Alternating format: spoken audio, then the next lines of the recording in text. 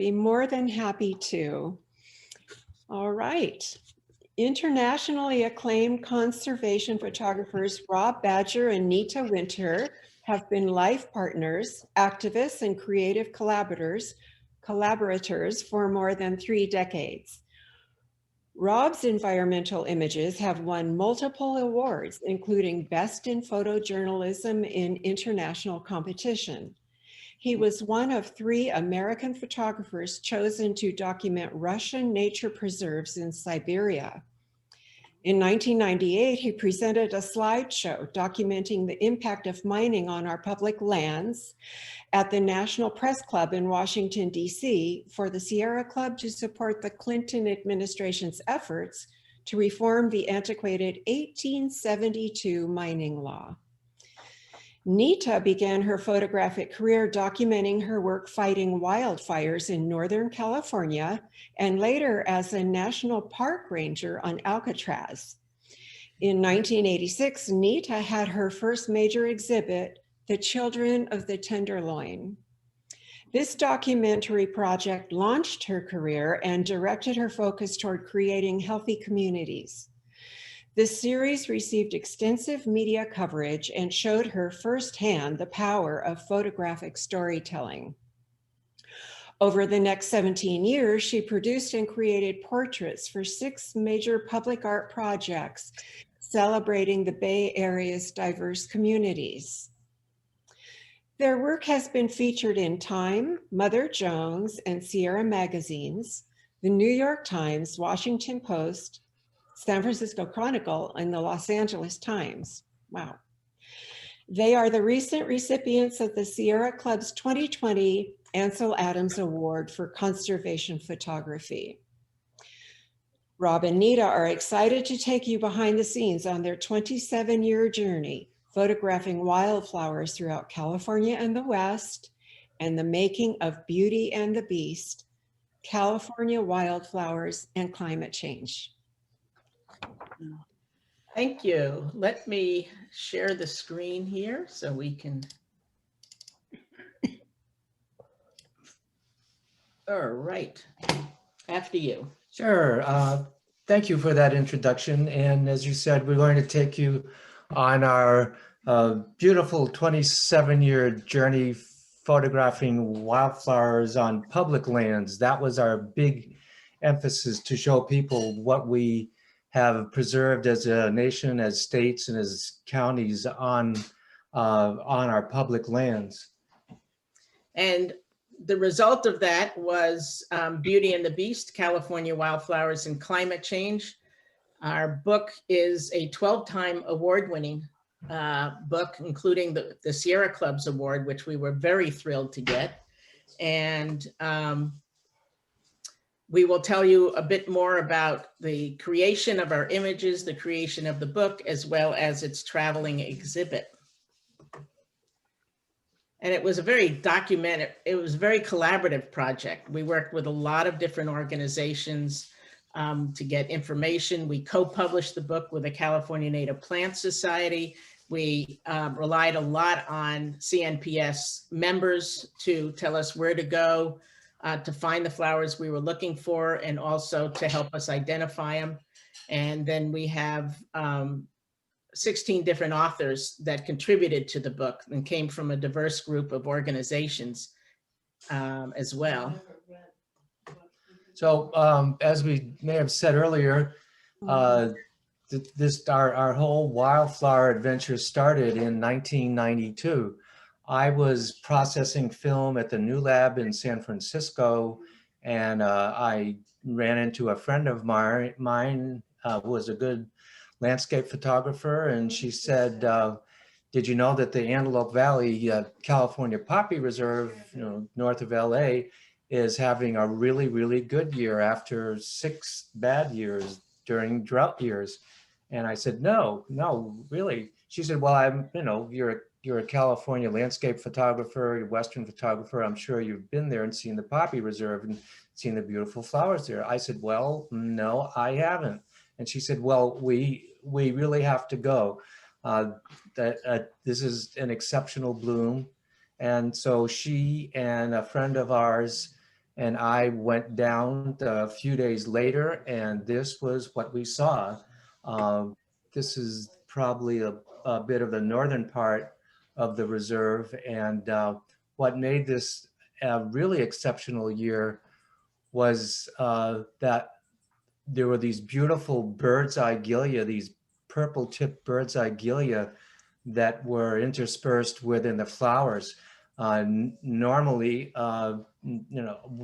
I've been there multiple times since. Normally on a good year, that's just covered with these beautiful California poppies. But this particular year, there was an abundance of a variety of different species, which made that year so beautiful. So after the first day of seeing this, I called Nita in the evening. She was in San Francisco, and I just described to her what it was like to stand in front of these beautiful flowers and watch the wind move in waves across these shimmering, California poppies, and seeing the little flowers move. And, I did my best to describe how mesmerizing it was just to see this, something neither of us had previously seen before.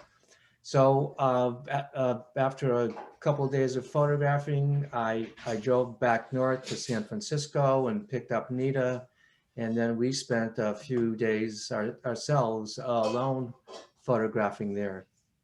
This particular scene is not in the Poppy Reserve, but it's on public land, I believe. It's BLM land. And there are not only these beautiful poppies, but these rabbit bushes that get sculpted by the prevailing winds that come from the west to the east, the winds going into the Mojave Desert. And I was a people photographer at the time, so I had an assignment, so I wasn't able to go down with Rob initially, but I was very thankful that he called me and said, come on down, and drove all the way back up to get me. And Rob and I had both grown up in the Northeast, and we had never seen wildflowers like this before.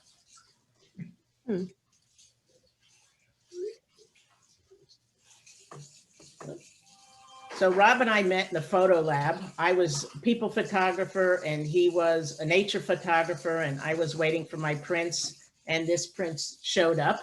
And that was 34 years ago. And along the way, we decided to collaborate and start focusing almost exclusively on wildflowers.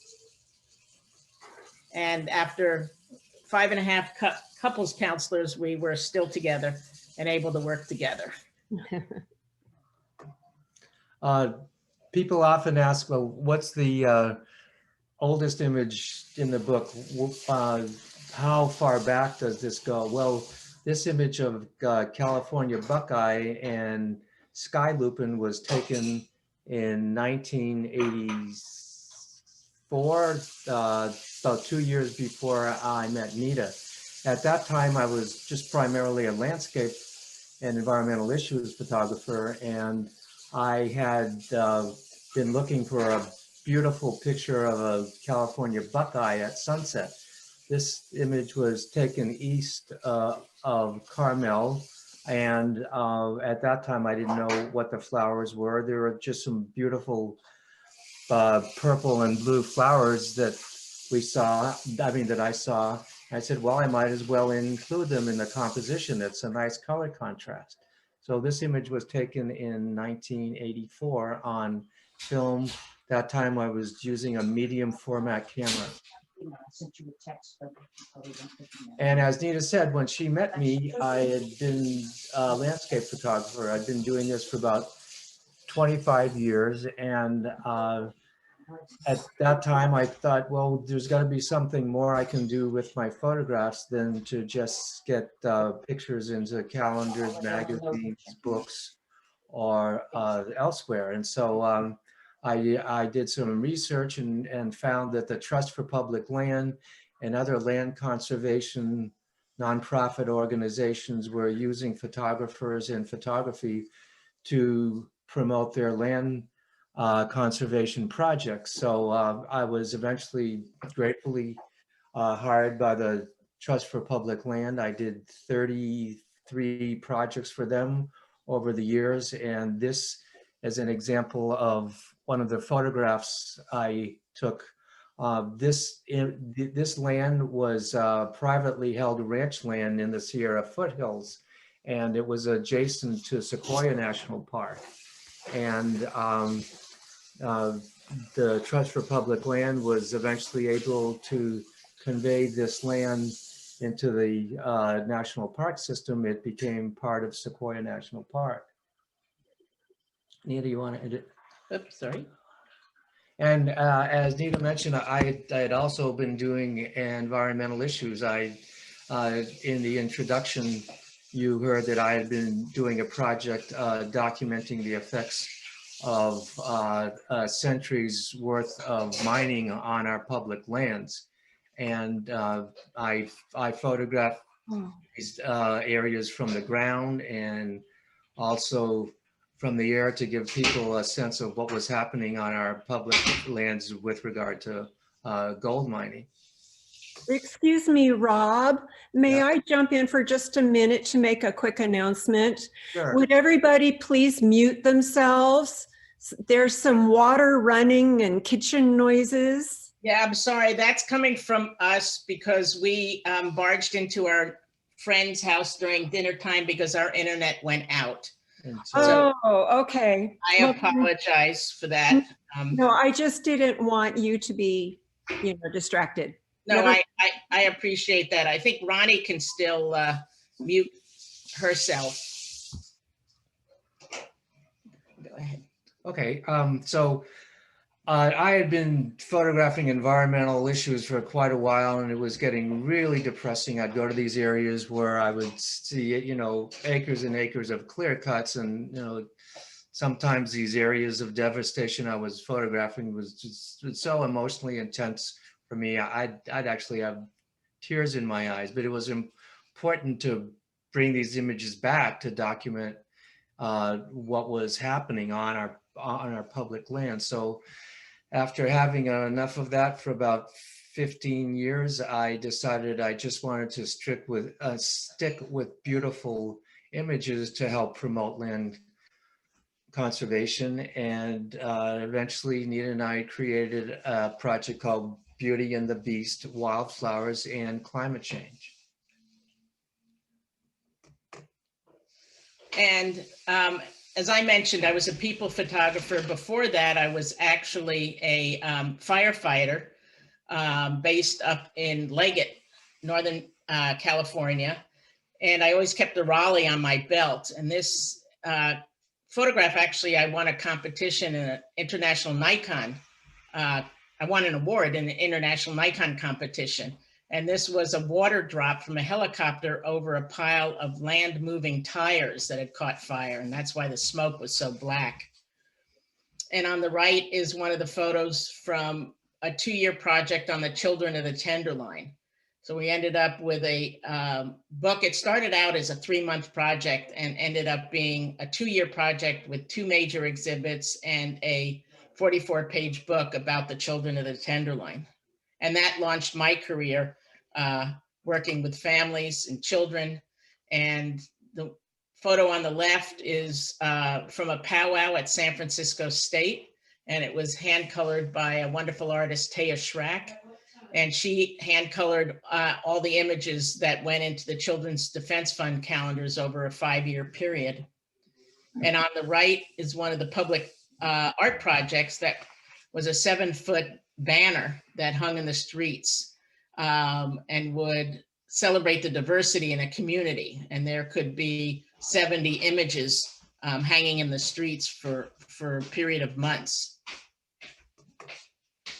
And I was started to have some health issues and stopped photographing people for a while, which allowed me to go out and spend more time with Rob out into the wild and photograph wildflowers. And that's how we started to really build this project. And this is Lake Winnemucca up in Carson Pass. Which is just south of Lake Tahoe. It's an area where there's a convergence of a few different ecoregions, which means that there would be an abundance of native species, quite a diversity of native species, native wildflowers to photograph. So instead of doing day hikes in and day hikes back out, that it'd take time, we decided to backpack in there for a few days and carried all our equipment in there. And I was carrying about 85 pounds of camping gear and camera gear and lighting equipment, diffusers, reflectors, clamps, and things like that. Everything we used to photograph flowers in their natural environment using only natural light. And I was carrying 65 pounds, and I decided I wasn't going to do that again. But normally I would carry 25 pounds, and Rob would, on a regular basis, carry 65 pounds of equipment.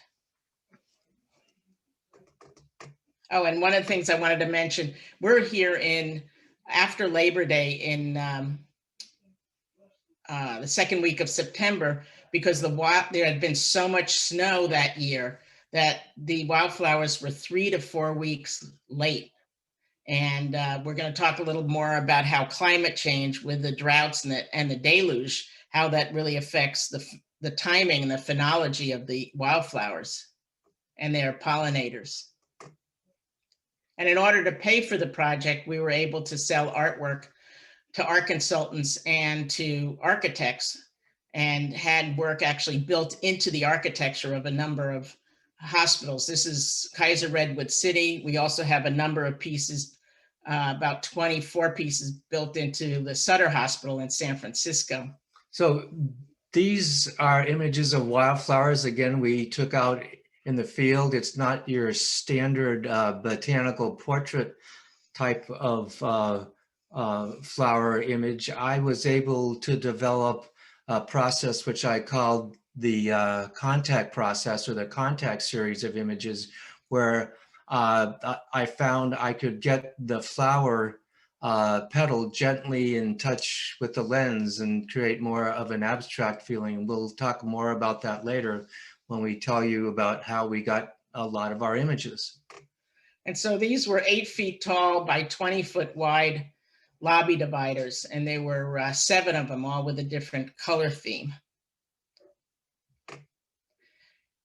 And we do photograph wildflowers 12 months of the year in California, but there aren't very many out in the winter time. So we like to go out and photograph birds at the wildlife refuge. This is the Merced Wildlife Refuge. The previous one was Woodbridge near Sacramento. And these images have also been used in healthcare, because it's been proven that nature images really help in the healing process.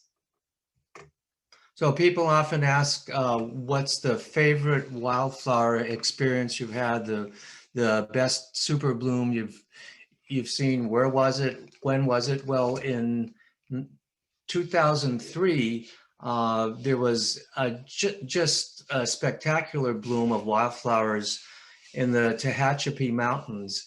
If you go from Los Angeles north on Interstate 5, up and over the Grapevine down into the Central Valley, while at the top of the Grapevine, Tejon Pass, the freeway goes through, and from the level of the freeway up to the top of the ridge was 1,000 feet high.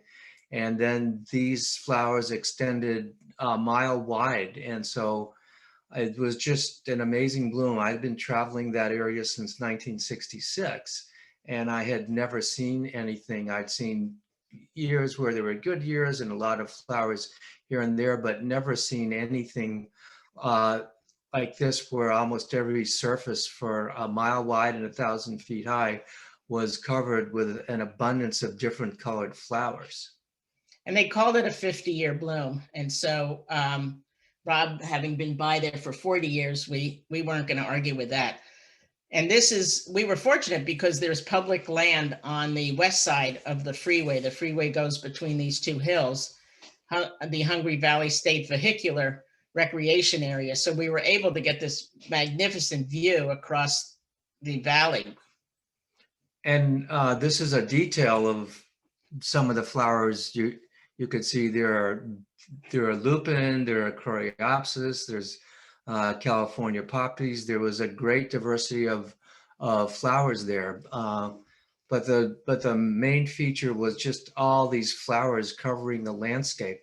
And we got there when late April storm had been clearing. So as the storm cleared, there were shafts of sunlight coming through the clouds. The clouds that were right down on top of the ridge. So there was all this variety of lighting, and the light was changing. The hardest thing to do was to focus on one composition, because everything was changing. These are square images. They were done with a Hasselblad and with a 500 millimeter telephoto lens, which was equivalent to about a 300 millimeter, 35 millimeter lens. And our second favorite wildflower bloom experience was 2017 in the Carrizo Plain National Monument. And so we are coming over the Tembler Range, and we're just fascinated by how the south-facing slopes on the left were pretty much bare, and the north-facing slopes had abundant flowers. And then we went to the west side of the plain, the park, and went to the Caliente Mountains. And we were told that there was a really good display of desert candles. And we never expected to see tens of thousands of them. They went off to the right and off to the left. And what's really fun about them is they're a member of the mustard family, and the stems are hollow. So they seem to glow from the inside out. So people often ask me, well, what's your favorite flower of all the flowers you've seen over all these years? And so far it's this one, because it's so unusual. There are green leaves, yellow stalks, and these deep, intense magenta flowers when the flowers are in bud. And then as the flowers open, the petals are almost a pure white. So that's been my favorite flower after all these years. And I can't make a decision, but for me, Columbine is one of them. There's a lot of them that are my favorites. And then this was the view coming back down off the Caliente Mountains, looking back east towards the Tembler Mountains. And Bakersfield is on the other side of the Temblers. And these flowers went off to the right, off to the left, almost 60 miles long in the plain. Were just filled with different, either yellow or purple flowers. And I intentionally included the road with the cars in the image, so people would have a sense of scale of how expansive this field, and I don't know if it's even a field of flowers, how expansive these flowers were. And here's a detail of some of the flowers, the tidy tips and the phacelia. And this photograph I took with an iPhone. And so we figured out there were about 12 different cameras used over the 27 years, from iPhones to Sony, mirrorless cameras, and Canon and Hasselblad. So many people say, well, your botanical image looks like they were done in a studio under a studio lighting. And I say, well, no, I mean, our ethic is to photograph every flower in the field with natural light, as with the flower in place. We photograph flowers when they're safe and sound in the ground. And if we see a particular example of a flower that we want to photograph, and it's going to take something to get into it and do some damage to the surrounding environment or the surrounding plants, we don't do it. So what we do is we use either white or black backgrounds around the flowers, and that way we eliminate anything that's distracting. And the macro lens I've been using is a Canon 50 millimeter macro. It's a really lightweight macro that I've been using for many, many years. Well, after doing a lot of black backgrounds and white backgrounds, I was just getting a little bored with just a simple solid black or white background. So I decided I was going to experiment and use fabric and use the folds of the fabric to make another compositional element in the image that would complement the shape of the flowers. So this is called the wrap series, and as far as I know, I haven't seen anyone else doing it. It takes a lot of time because first we need to set up the best composition for the flower, and then I play with the folds and fiddle around till I get something that I really like. And it took me 4 different types of fabric to get final lightweight chiffon that took some very gentle, graceful folds. But the problem with it too is that it's very lightweight and the slightest breeze can ruin your composition. So on the right-hand page, you can see where we're going to show that one. Where we've also wrapped the flowers. The last image on the bottom on the left page is an example of the contact series that I talked about earlier. I found a way that I could get the flower gently in contact with the lens, and I emphasize gently because I didn't want to hurt the petals or the flower at all.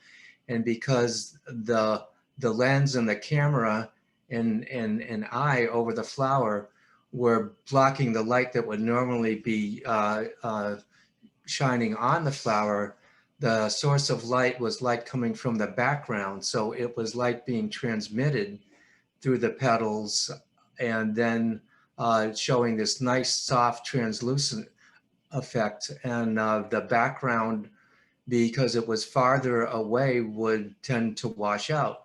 So there was this nice, more spontaneous type of work. All the botanical portraits that I talked about earlier, either the wrap series or the series with just black or white backgrounds, all those were done on a tripod. This let me take the camera off the tripod and get me more flexibility, so I wasn't lying on my stomach most of the time.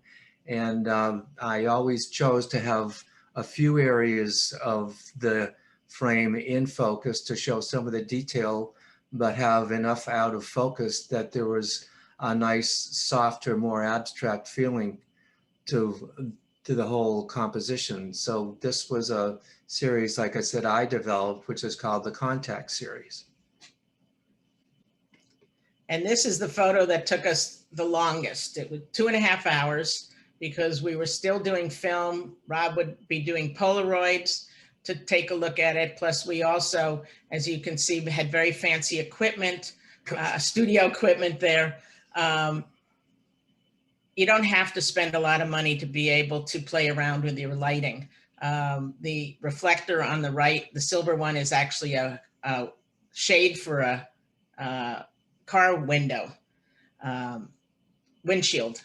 And I had found this flower the night before, but it was getting too dark. So we came back early in the morning and the light was coming from the left side. It was very, very low. And so the left-hand side of the flower was illuminated by sunlight, and the rest of the flower on the opposite side was in shade. And because the flower was white, there was a huge contrast difference. So we had to bounce light in, took a few Polaroids, saw, okay, well, the front light in the sun was balanced, the light in the shade was balanced on the opposite side, but the light the blossoms facing me still needed light bounce back in. So we bounced the light back into that, did a few more Polaroids. And each Polaroid took about 1.5 minutes to do, and I'm waiting and watching. And also, you see that pile of clothes there on the left, that's there intentionally because we wanted to block the sunlight that was on the ground between the flower's leaves. So it took a while to figure how we were going to do that. So this whole process took 2.5 hours. And we ended up with this because we were trying to keep the light off the leaves and the sand below. And as Rob said, to even out the lighting on the flowers. And this wasn't really unusual, desert lily, because usually there's one stalk and they're usually 2-3 feet tall with a few flowers on it. And this particular plant had decided to put out 3 stalks and to keep them short. So we were really fortunate to find it. You want to say something about it? Yeah, that year was 1998. Again, it was a 100-year bloom, which is now called super blooms. And because there was so much rain, I guess the flower in its own way decided that it was going to put a lot of its energy out into blossoms and therefore into seeds for the coming generations. And Rob mentioned that they were called 100-year blooms back then because it would generally take 100 years for the conditions to come together, the amount of rain, the timing of rain, the temperature, to have a extreme bloom. Well, 7 years later, 2005, we also went to a 100-year bloom, and they started to become more common with the swings from climate change, that they changed them to super blooms. So there was the advantage of having more super blooms, but also the stress on all the plants and the habitats during the drought periods. And we live in Marin City near Sausalito.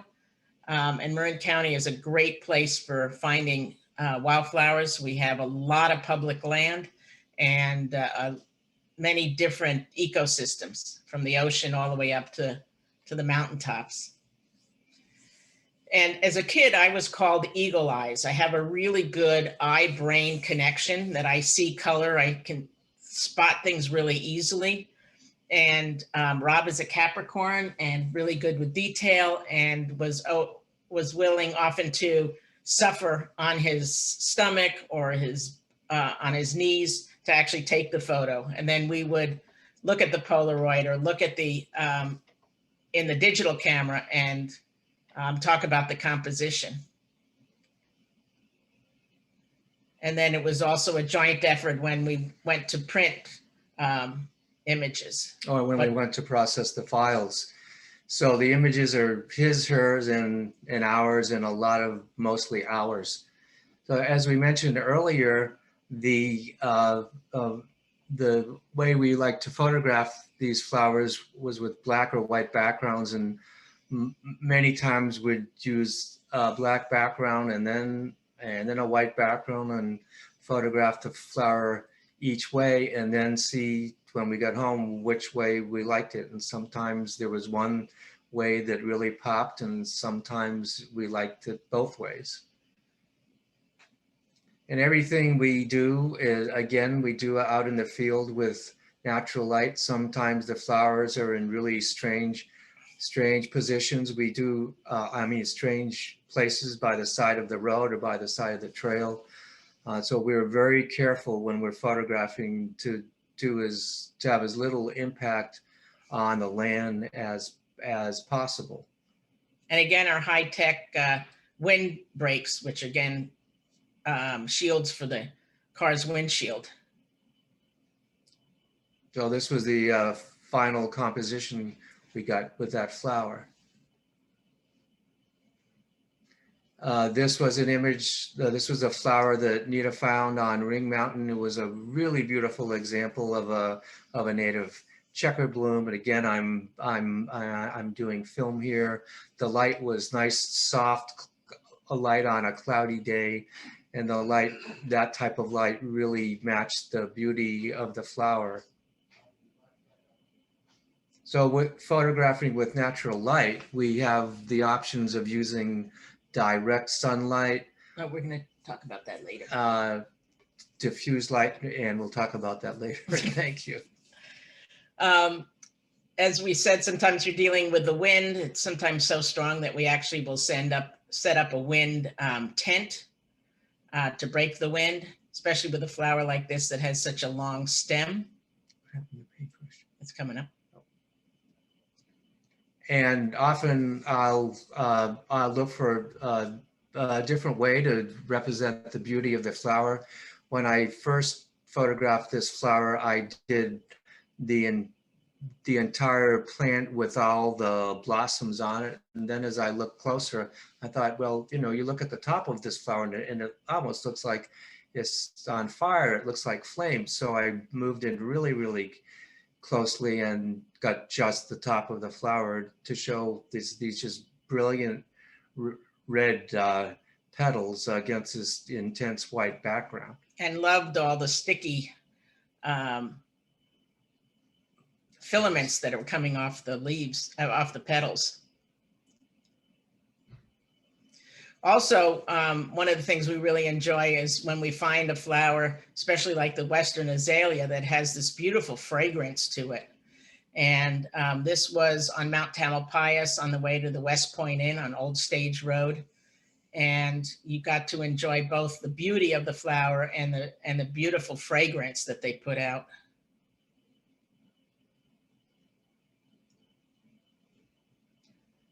So again, we're always looking for places where we can access flowers without doing damage.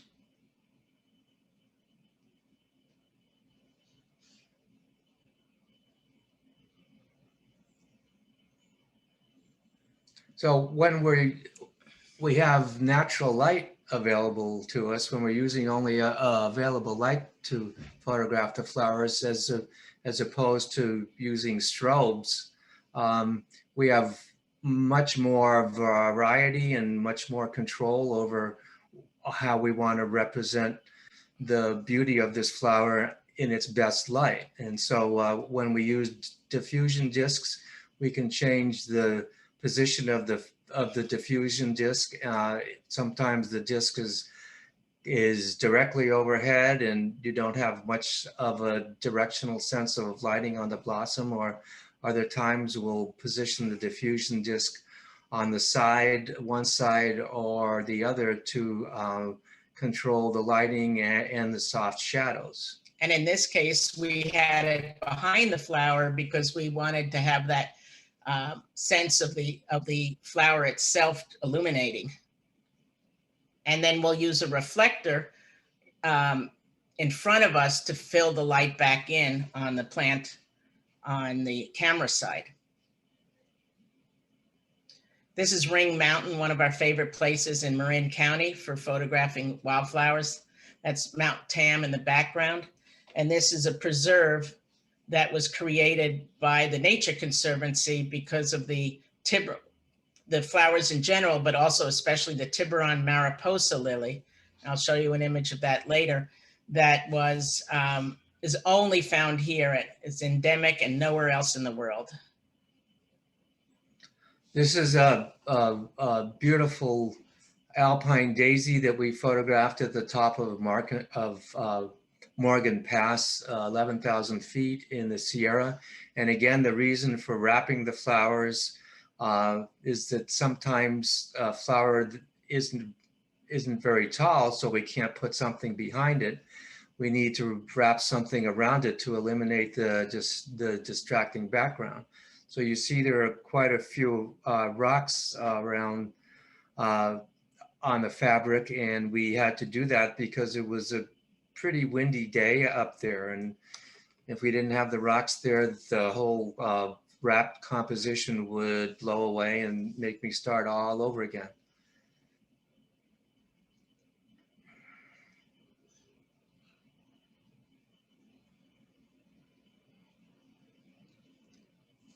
So again, trying to have the curves complement the flower.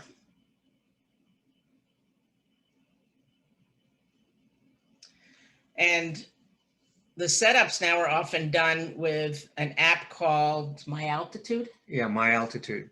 It's a free app on the iPhone, so that we could not only show the setup, but get the time, the altitude, the location, the date, the weather, etc. So it gave us a lot of information recorded. We photographed this beautiful Henderson's shooting star up above our home in Marin City on Golden Gate National Recreation Area land. And I have a little gray patch on the back of the lens cap from my macro lens.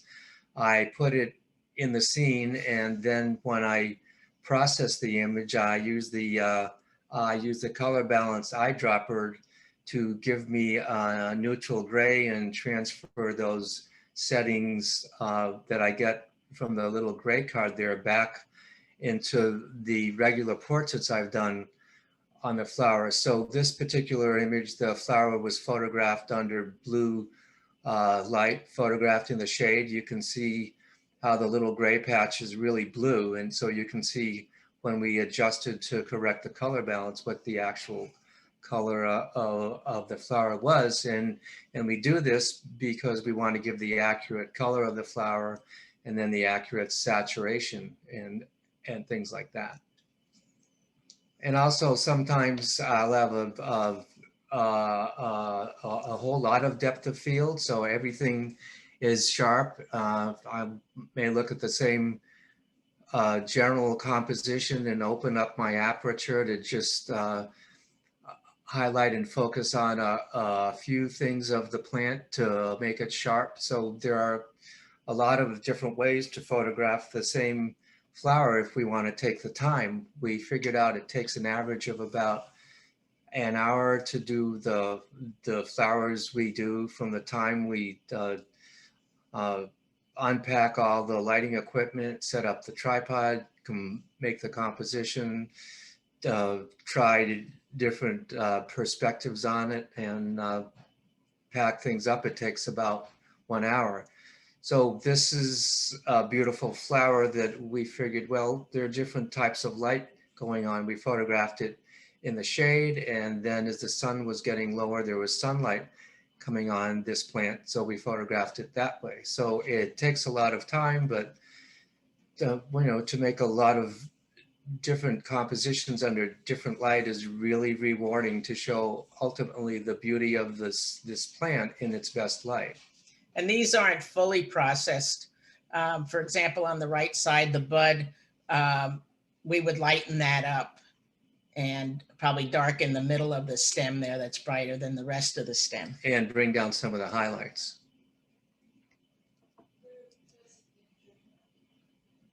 So as Rob was saying, sometimes we'll photograph the image in full sun. And then sometimes we'll use a diffusion disc. And this is Ring Mountain again. Later in the year, they have a lot of flowers that still bloom later in the early summer. And then this is what it would look like with the diffusion disc. So again, back? In the sun.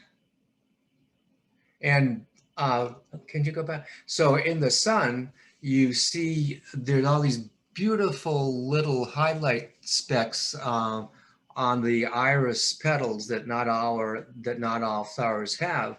And because you've got direct sunlight, not diffuse sunlight, that type of light will accentuate all these beautiful tiny highlights. When you photograph it with diffuse light, you get a totally different effect. And I happen to like both of them for different reasons. Also, a lot of people that aren't photographers want to know, well, how much Photoshop work are you doing? How much are you changing those things? Well, a good photographer these days knows that what you get in your raw capture isn't what you see, because the sensor is capturing the actual light on the scene and not the light that your eye has adapted to show you what the true colors are. So for this image, the source of light was predominantly a blue sky. We were in the shade. The only sunlight was at the very, very top in almost the exact middle of the frame. You can see that's some warm light. So the predominant color of light falling on the scene was blue sky. Well, what we saw was the next image, and that was what our emotional and real experience was of the scene. Photographers know that a sensor captures as many light values as possible, so a raw image will often have very little contrast in it. And then it's up to the photographers to make all the raw adjustments to optimize the image. So low contrast, low saturation. And sometimes our backgrounds, our need for a background was quite large. And so we would end up with a sheet that might have wrinkles in it. So in the processing, while processing it, we would clean up the background and make it a pure white or a pure black. And this is what the 2-page spread looks like in the book. We had to deal with the wind. We found that umbrellas were really good at blocking the wind. This is up in the Sierra Nevada mountains above Independence. So we had this beautiful buckeye that was very low to the ground. So we slipped fabric under it. And but due to the wind, there was just constant sand. So we take it into Photoshop, clean it up, add more saturation and contrast to get it back to what we remembered it as being. So we were, we deal with wind, we deal with rain, we deal with heat, cold. And one of the things that make it most miserable is dealing with bugs. And in this case, we were in Utah, and the no-see-ums, which are even smaller than mosquitoes, were relentless. And they like to go in your nose, they like to go in your ears, under your clothes.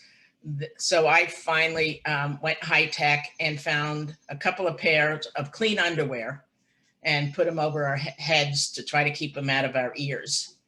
Well, we were photographing in Utah in canyon country in late spring. There were still flowers blooming, and it was pretty hot. I mean, it would get up into the high 80s, and I'd be on the ground, and it'd be really, really, really, really warm. I mean, at some point we'd have to stop about 12:30 or 1 o'clock, but the bugs were there all the time. And like Nita said, they were really tiny.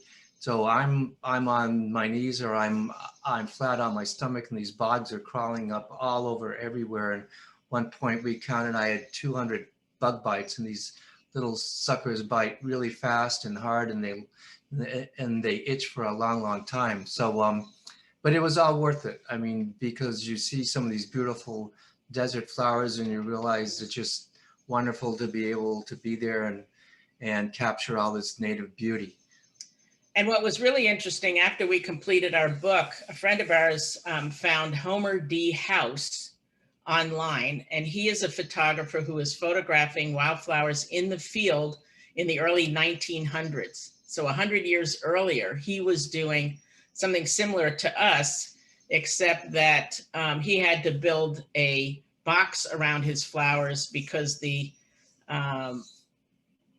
film sensitivity was very different. And on a cloudy day, his exposures could be up to 20 minutes. So we had to find ways to really keep the flowers still. And up to that point, people were using pressed flowers where you would really lose the sense of color. So one of the reasons he really wanted to photograph them in color was so you had a true representation.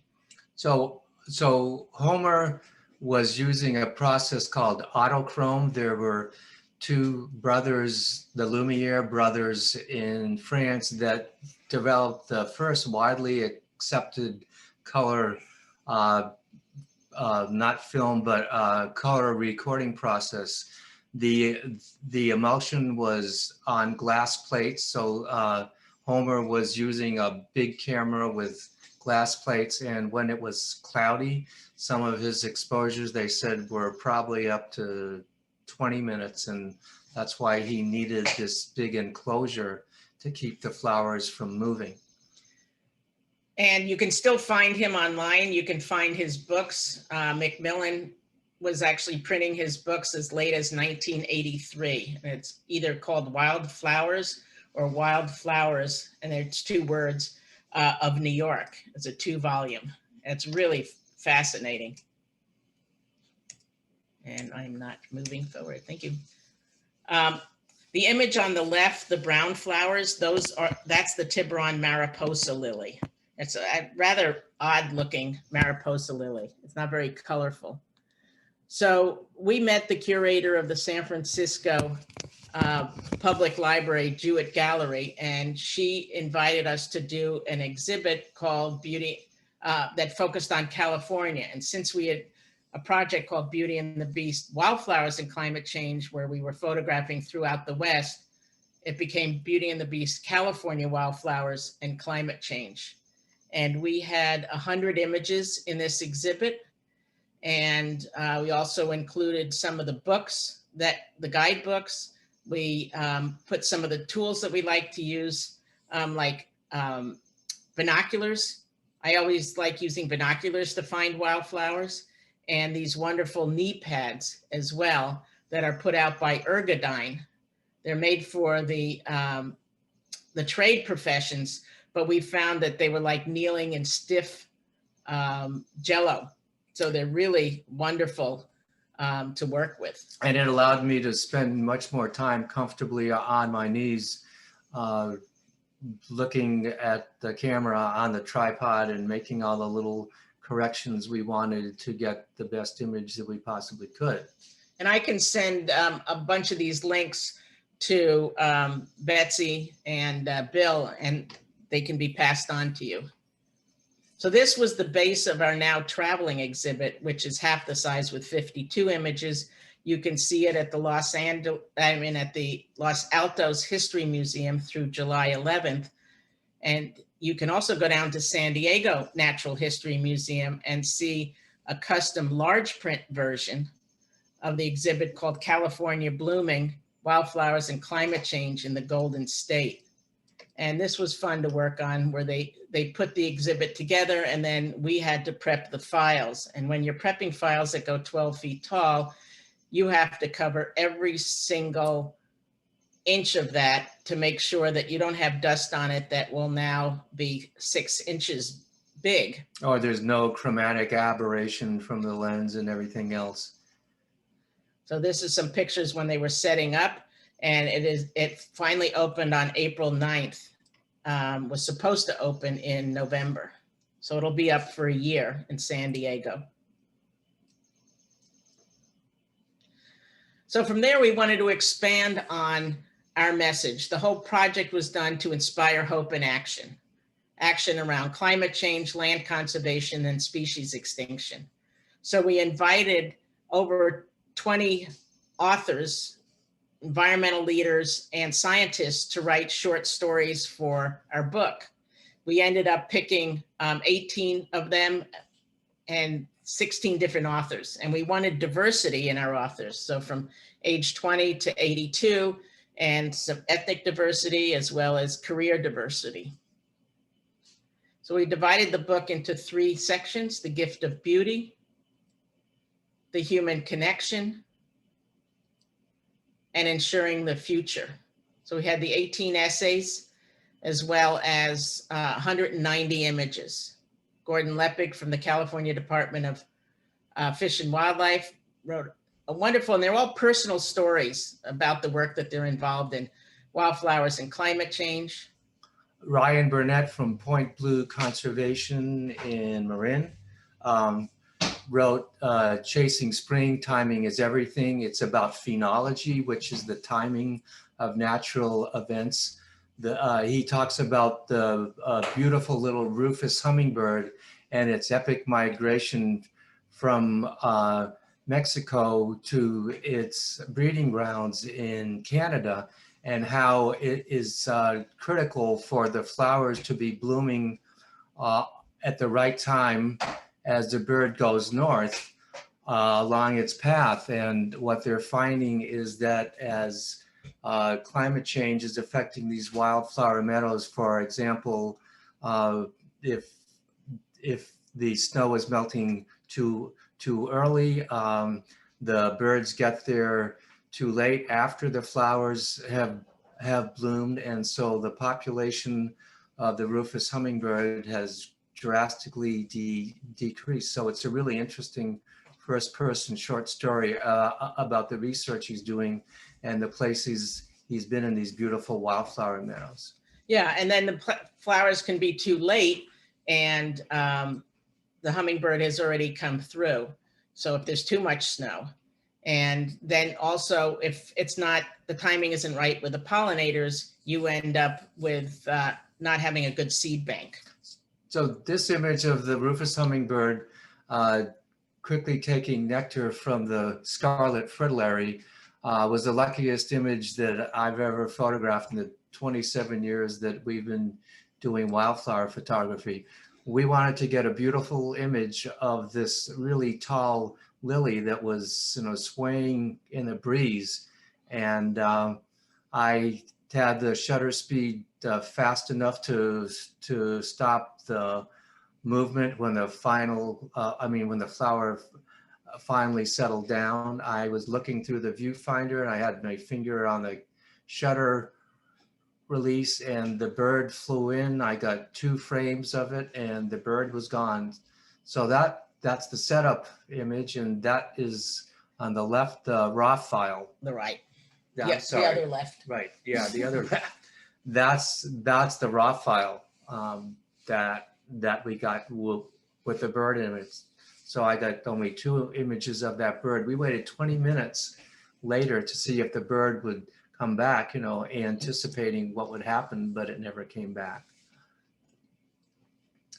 So National Wildlife Federation had some wonderful text about pollinators, because it's all a matter of balance between wildlife and the flowers. We have a story about the 5 California deserts by Susan Twite. Robin Wall Kimmerer writes a wonderful story about what's in a name. She's a Native American botanist, so she also includes what her grandparents, what name they used to use for the wild strawberry. So in this image of the wild strawberry, we were using a diffuser, and we had the diffuser off to the right, so that even though it was soft light, we wanted some directionality to be felt in the light, so that there would be some highlights there, even though they'd be soft, and there'd be a feeling of where the light was coming from. And because we were using a diffusion disc, we looked like professional photographers, which we happened to be, and we got stopped by the ranger for not having a permit. And so that becomes a really quite a bit of a challenge with the rules now in some of these public lands, even though without artists, painters initially, and then photographers, much of this land would not have been saved and put into the public domain. Wendy Takuda, a retired anchor from the Bay Area, got into restoration work and wrote this wonderful story about pulling broom. Very funny story. Talking to children about climate change without scaring them. Amber Paris has Climate Kids program down in San Diego. And Genevieve Arnold, she does the seed banking there at the Theodore Payne Foundation. And Theodore Payne has a wonderful hotline we'll talk about a little later. There's a section in the book on wildfire recovery that we were talking about earlier when we were just chatting, and it just what comes back after these flowers have just after the landscape has just been devastated by these out of control wildflowers. There's a lot of beauty that comes back. This was taken in Lake County on the Butts Canyon Road, if you know where that is. And the flowers benefit quite a bit after a fire has gone through, because all the foliage up above that's been preventing a lot of sunlight from reaching the ground is gone, and therefore when the seeds germinate, there's an abundance of sunlight, and also because the ashes have nutrient value, the flowers are naturally fertilized. So this is only 6 months after a fire went through and scorched the area, burned homes, but nature was able to recover. And especially the bulbs. The bulbs do really well after fires. This meadow had been completely burned. This one and the following image of a meadow farther down the road on the Butts Canyon Road. If you looked at the soil beneath these flowers, the soil was just scorched. But I'm sorry, go ahead. Oh, go ahead. And what it does is it also removes all the thatch. So you get this beautiful sort of virgin meadow that's really clean.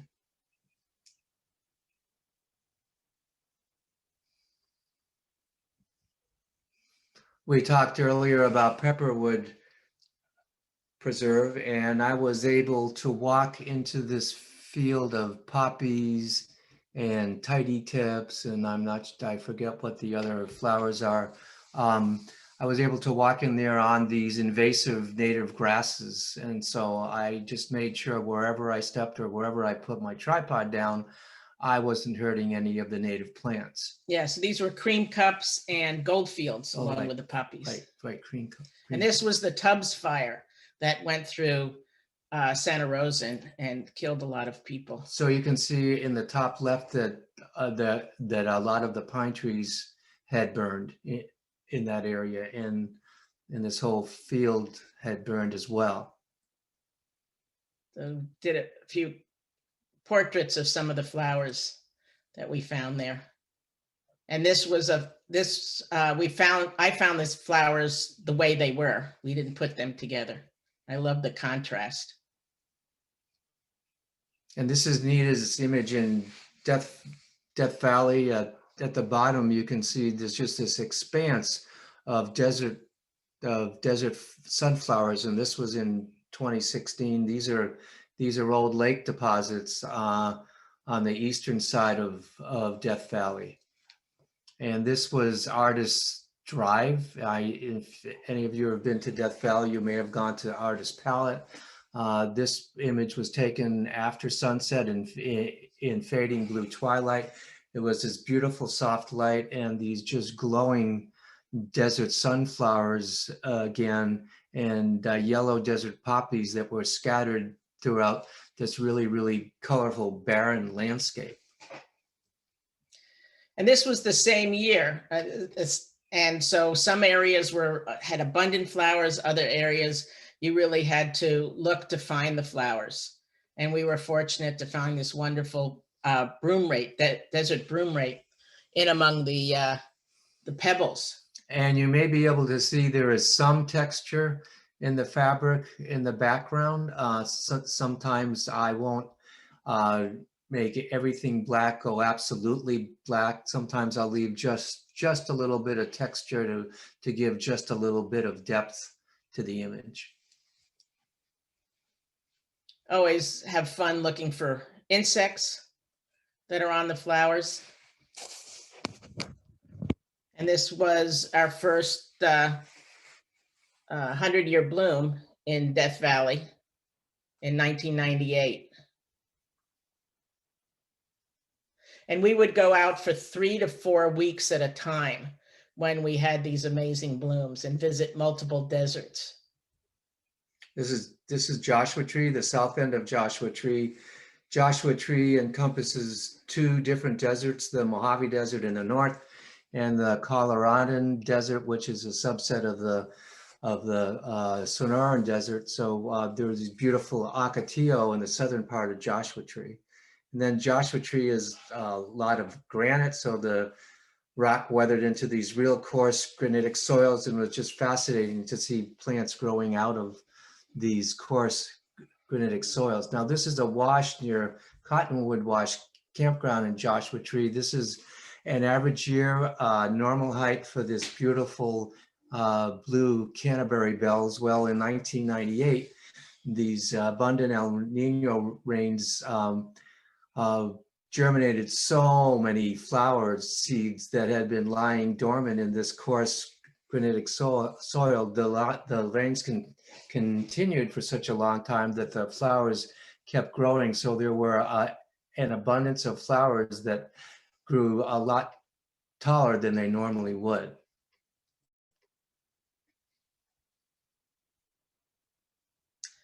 So a few of the flowers that we have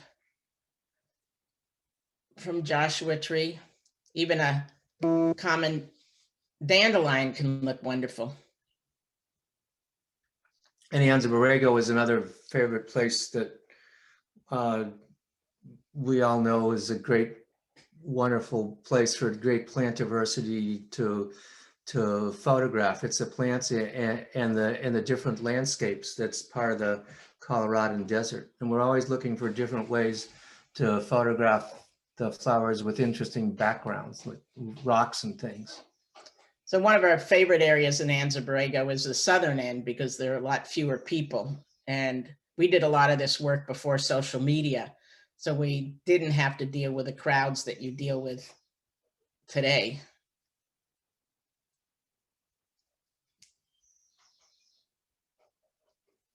Even had fog because there was so much rain that year. It was a really rare fog. So this was where it all started in the Antelope Valley, California Poppy Reserve. This was again taken in probably 2014, and the first image in the Poppy Reserve we did was in 1992. This is the Poppy Reserve as well from a different angle. We talked about our favorite bloom, which was in Gorman with all the clouds. And well, as you went east out of Gorman and into the Mojave Desert, there were still clouds there, but no rain. So there was these beautiful gray clouds over these poppies that close up in the wind and when there's no sunlight. And as you can see, it's all poppies that year. Other years you have this wonderful mix. So we did the project to inspire hope and action, to encourage people to vote and plant and join and donate and volunteer to really make a difference. And you can find a lot of this on our website and in the book. And one of the things we encourage photographers to do is to become a citizen community scientist, and iNaturalist and Nature's Notebooks are two websites you can go to upload photos, data, observations. And even if you don't know what the plant is, they have people there who will help identify them. And this helps scientists all over the world with their research. So some of the flowers we've photographed out of state, but because that species still lives in California, is still found in California, we wanted to include it in the book. And again, like I said, we were always looking for interesting, rock backgrounds for the flowers, and we found the flower just like that in front of this big serpentine boulder in the Sierra foothills.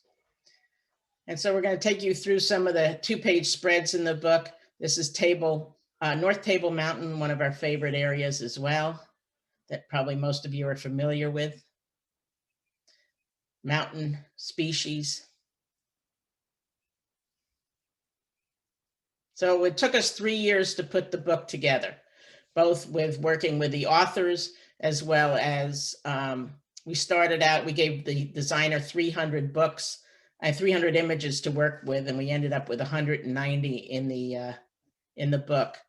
And then these are some of the websites that are great for plant ID, identifying plantid.net, CalFlora, which also has maps to help identify whether that species would be found in the area, and Calscape, which is the CNPS website. And they also have this wonderful garden planner that you can use to find out what the true native plants are in your area if you want to plant native garden or add natives to your landscape. Wildflower reports, we mentioned earlier, Theodore Payne has a wonderful report, especially for Southern California. And the CNPS has Facebook pages that both, they have a Facebook group you can join, and desertusa.com is wonderful. And another thing I don't have on here is a Yahoo group called CalPhoto. So I just love the diversity in the plants, from soft to spiky, tall to short. On the left are the two flowers, the brown flowers. Those are the Mariposa lily, the Tiburon Mariposa lily we talked about earlier. So it was really interesting to put this book together and all the pairing. And the trick is to find a designer who will design for you. We had to part ways with our first designer because she wanted to design the book she wanted and not the one we wanted. So the book has a map of the ecological regions of California. It has a glossary because there are so many essays that may contain terms that many people don't know. The book also has two different indices. One index is for locations. So if you wanted to see what was photographed in Death Valley, what was photographed on Mount Tamalpais, you can find that. The other index is a plant name index. So you can look up and see where, are there lilies in there and where would the lilies be on what page and things like that. So we like to end with a quote from David Brower, who's one of the executive directors of the Sierra Club way back then. He said, "Truth and beauty can still win battles. We need more art, more passion, and more wit in defense of the earth." So we just want to let you know we have a regular edition book on our website and a limited edition book that comes in a clamshell and has a cloth cover and a tip-in page that's signed and numbered. And if you get a hold of the limited edition book, we encourage you to pull back the dust jacket and you'll find a surprise book cover underneath. So we want to thank you for your patience and hanging with us all this time. It was a pleasure to talk to more photographers that could really understand what it is we're doing and what it takes to get the images we've created over 27 years. And you can learn more about the book at wildflowerbooks.com. And that's a website that we put together both to sell the book and also to offer people a lot of access to what you can do to stay connected to nature during the pandemic, what you can do to make a difference, and some of the videos also that we have, both from our talks, other interviews, as well as some of the videos from the California Native Plant Society. So we invite you to check out wildflowerbooks.com. And if you want to see more of our other work, such as our birds and Rob's environmental work, my people work, it's winterbadger.com. My last name's Winter, Rob's is Badger. We lucked out. So winterbadger.com. And you can also get to it through the Wildflower Books website. I can't wait to get a copy. Well, thank you. And if you can buy a copy either on the book, on the website, excuse me, and arrange to pick it up and we can sign it and personalize it for you. Or you can come by and pay cash or check and buy it directly from us. There are also a number of bookstores that have them. If you know a bookstore that wants to carry it, let us know. And we're also trying to connect with libraries. So ask your local library to get the book. We'd love to do that as well. And if you know of a good location in Sonoma County, the exhibit hasn't been to Sonoma County yet. We'd love to see it there. Exhibit Envoy is the nonprofit organization that's traveling the exhibit. So. Have you been in touch with the museum, the Sonoma County Museum? We have, and we need to connect with them. They actually have our book, but that we talked to them a bit before the pandemic, so we need to reconnect with them because I think that'd be a great place. But if also people call them and say, hey, we want to see this exhibit there, it may help us get it. Mhm.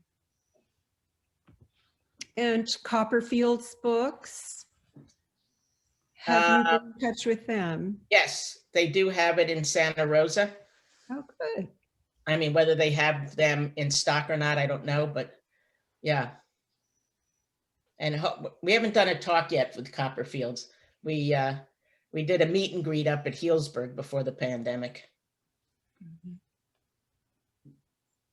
So Rob and Nita, when do you predict the next super bloom will be and its location?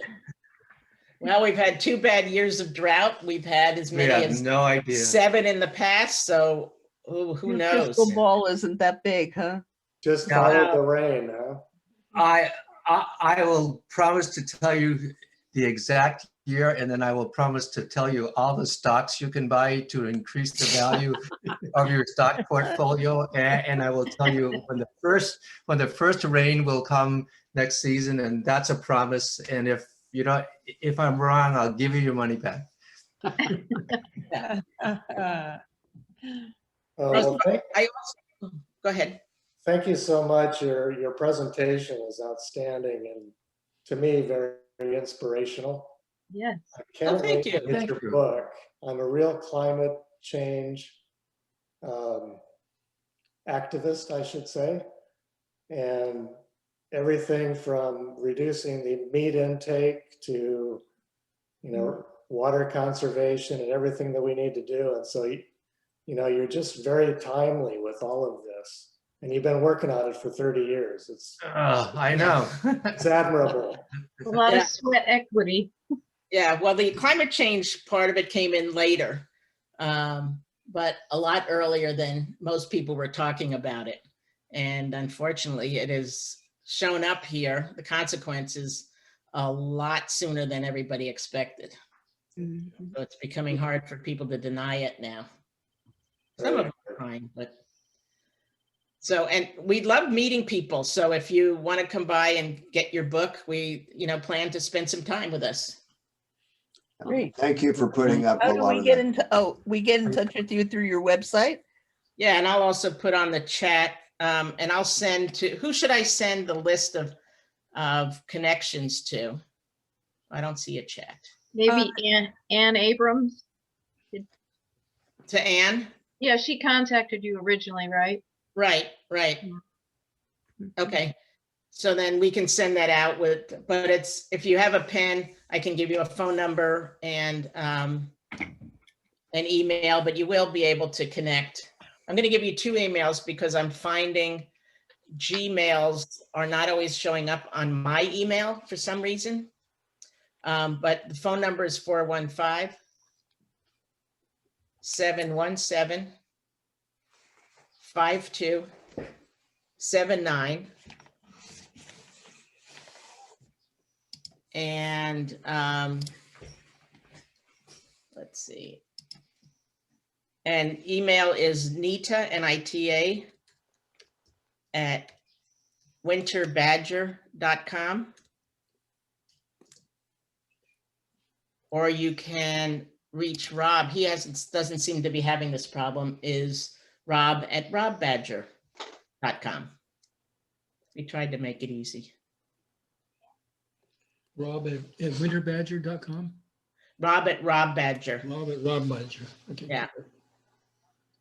Yeah, thank you for putting on a lot of your techniques and things. I'm always interested in that, and I'm kind of looking towards things like how you do your backgrounds and trying to improve that, as well as composition. And because there's a million ways to photograph a flower, and sometimes they come out real nice, and sometimes you go, oh well, so listening right.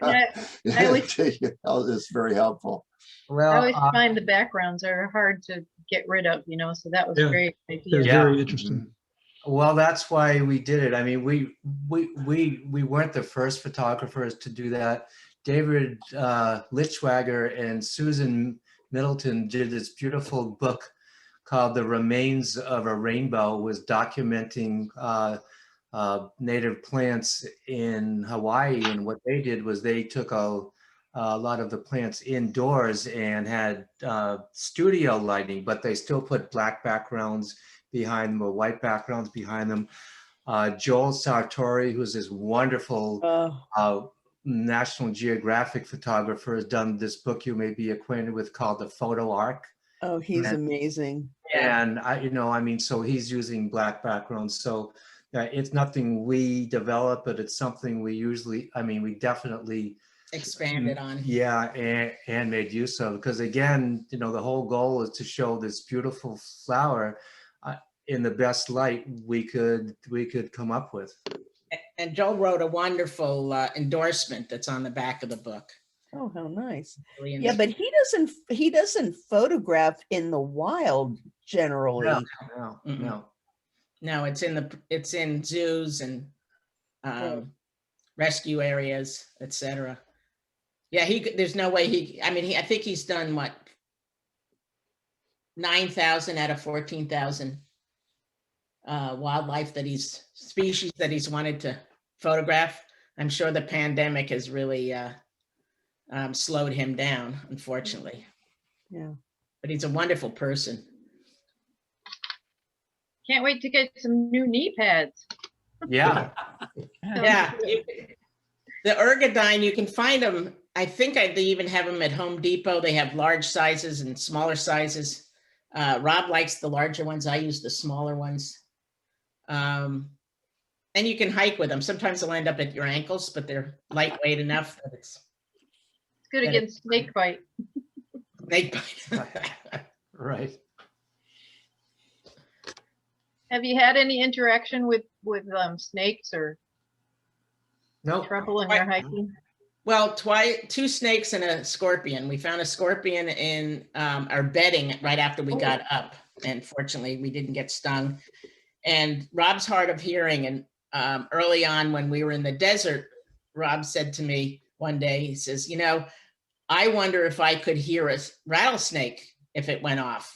And about an hour later, I see him go up and over about 3 feet. Just by instinct, he had heard it and he had moved.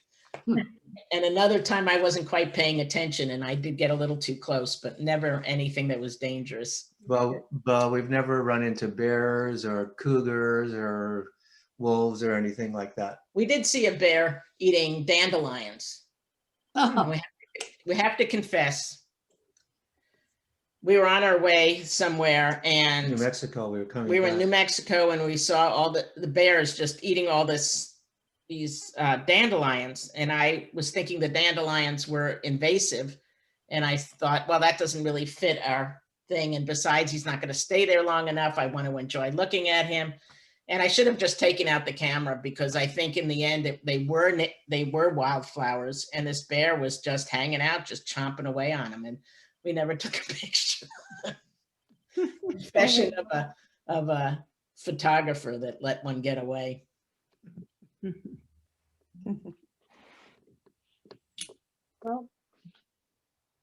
Well, thank Any you other all for questions or comments from anybody? joining us.